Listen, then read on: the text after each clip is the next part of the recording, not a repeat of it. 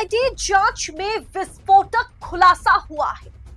Vote चोरी पर राजीव कुमार की लंका लग गई है। यहां ज्ञानेश कुमार हो, नरेंद्र मोदी हो या गृह मंत्री अमित शाह हो, सबके सब फंस गए हैं।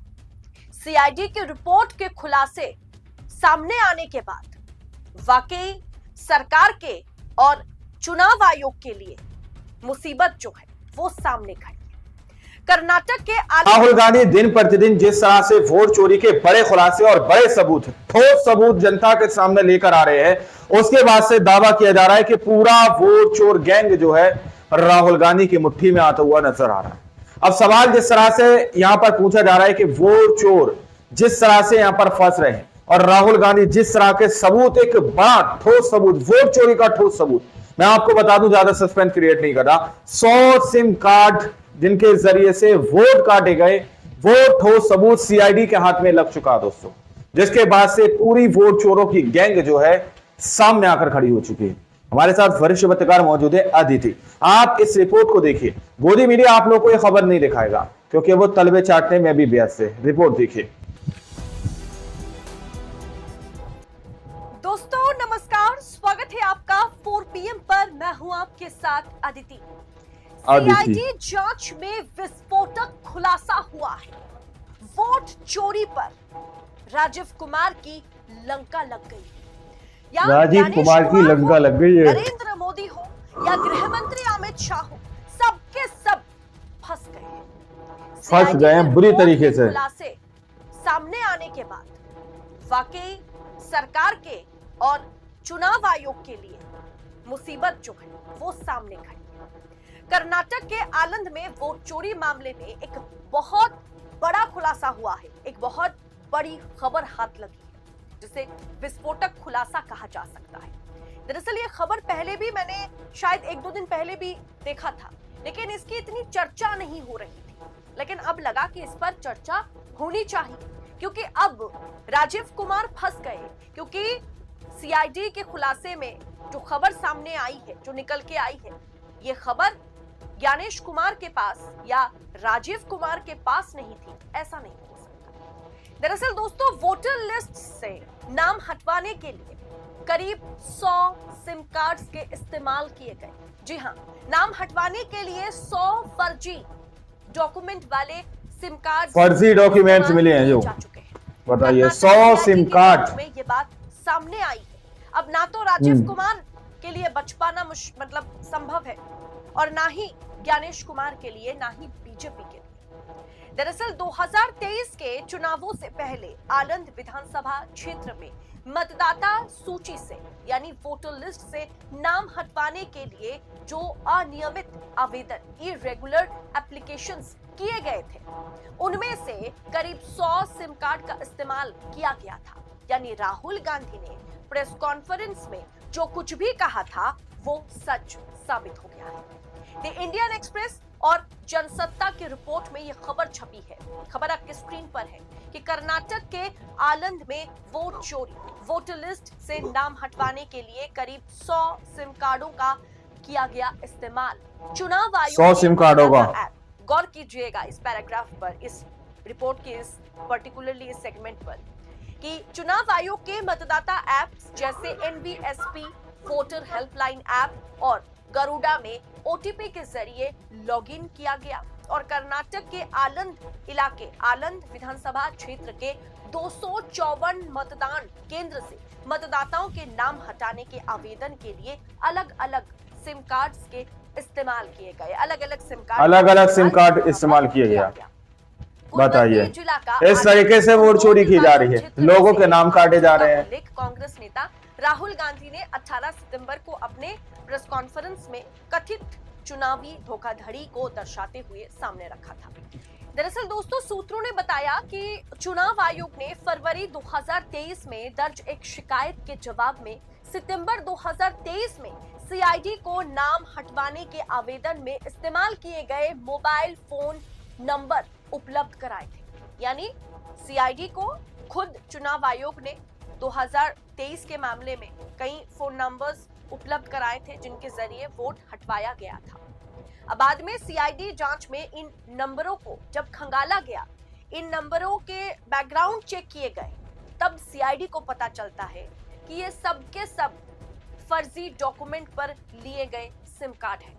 यानी किसने इसका इस्तेमाल किया नाम हटवाने के लिए, ये किसी को पता नहीं।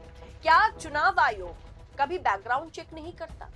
जिन नंबर्स के जरिए वोटर्स के नाम हटाए जा रहे हैं, वोट डिलीट किए जा रहे हैं, लॉगिन होता है सुबह 4 बजे, 4:30 बजे और फिर लॉग आउट हो जाता है 2 मिनट 5 मिनट के भीतर। क्या इन गतिविधियों पर अगर राहुल गांधी नजर रख सकते हैं? सरकार, वहां की सरकार, अभी जब जांच पड़ताल शुरू हुई तो कांग्रेस सरकार ने, एसआईटी ने, सीआईडी ने इस पर जांच पड़ताल करना शुरू किया, लेकिन जांच पड़ताल शुरू कर दिया जब जानकारी चुनाव आयोग को नहीं थी। जबकि चुनाव आयोग ने खुद वो 100 नंबर, मतलब पूरी की पूरी एक लिस्ट दी जिन नंबरों के जरिए नाम हटाए गए, वोट हटाए गए, 100 अलग अलग सिम कार्ड के जरिए से डॉक्यूमेंट खुद चुनाव आयोग ने सीआईडी को दिया। अब सीआईडी ने जब जांच पड़ताल की है तब उनको पता लगता है इसमें से ये 100 नंबर जिनका इस्तेमाल हुआ है, वोटर हटाने के जरिए लॉगिन करके इस्तेमाल किया गया है, वोट हटाए गए हैं, वो 100 फर्जी नामों पर लिए गए सिम कार्ड है, जिस पर अब कांग्रेस और राहुल गांधी ने वाकई चिंता जाहिर की है। अब दोस्तों, देश में इतने बड़े पैमाने पर मतदाता सूची से नाम हटवाने का प्रयास करने के मामले में पूर्ण आपराधिक जांच का ये पहला मामला है, क्योंकि आजाद इतिहास में ये राजीव कुमार की लंका लग गई है। सरकारी संस्था, वो भी चुनाव आयोग पर इस तरीके का आरोप लग रहा है। चुनाव फंस गए हैं बुरी तरीके से। नहीं होता कि कीचड़ में या रेत में धंसते चले जा रहे हैं। अब कोई भी चाहे चीफ इलेक्शन कमिश्नर क्यों ना हो, उनको निकाल पाना मुश्किल है। 2023 के दौरान तो राजीव कुमार सीईसी थे, चीफ इलेक्शन कमिश्नर थे, रिटायर हो गए। उनको लगा कि चलो रिटायर हो गए, अब कोई मेरे पे उंगली नहीं उठाएगा। लेकिन आप जो कार्यकलाप करके गए, जो काम आप करके गए, उसका खामियाजा तो आपको भुगतने होंगे, और उसका साथ देने वाले ज्ञानेश कुमार भी भुगतेंगे, मोदी भी भुगतेंगे और शाह भी भुगतेंगे। क्योंकि दोस्तों, सोचने वाली बात यह है कि आज सीआईडी नहीं दोस्तों, बल्कि कर्नाटक में राहुल के नेतृत्व में एक एसआईटी को भी गठित किया गया है। सिद्धरामैया की सरकार ने एसआईटी को भी काम पर लगाया है, और उस एसआईटी को लीड करने वाले जो ऑफिसर हैं उसके बारे में आप जानते हैं। आपको इस पर एक वीडियो बना करके मैंने दिखाया था कि अभी प्रज्वल रेवन्ना को जिन्होंने फर्जी डॉक्यूमेंट्स मिले हैं, जो पहले सजा दिलवाई, बताइए 100 सिम कार्ड, वही आला अधिकारी, वही ऑफिसर जो है एसआईटी को लीड कर रहे हैं। अब ऐसे में दोस्तों, ये जो प्याज की तरह परते जो है ना, वो खुलते चले जा रहे हैं। और किस तरीके की घोटालेबाजी हुई है, किस तरीके की धांधली हुई है, किस तरीके से जनता के साथ धोखा किया गया है वोटर लिस्ट में, वोटर्स के साथ, ये सब कुछ अब सामने आता चला जा रहा है। जो काम सरकार को करनी चाहिए थी, जो काम नरेंद्र मोदी और शाह को करनी चाहिए थी, वो काम लीडर ऑफ ऑपोजिशन को मजबूरन करना पड़ रहा है। क्योंकि अगर इस तरीके से चुनाव में धांधली होती रहेगी, इस तरीके से घोटाला होता रहेगा, तो हर जगह पर सिर्फ कमल खिलेगा।